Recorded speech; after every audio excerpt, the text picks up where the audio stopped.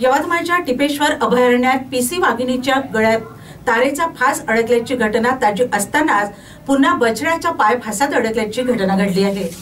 केळापूर व घाटंजी तालुक्यातील टिपेश्वर अभयारण्यामध्ये सहज व्याघ्र दर्शन होत असल्याने पर्यटकांची संख्या वाढत चालली आहे।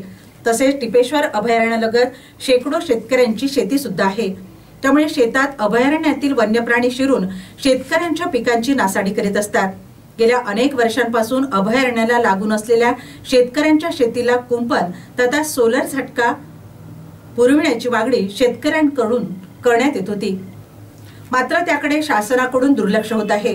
परिणामी शेती पिकांच्या संरक्षणाकरिता शेतकरी विविध प्रकारच्या उपाययोजना करत असतात, परंतु याचा मोठा फटका अनेकदा वन्य प्राण्यांना बसतानाही दिसतो।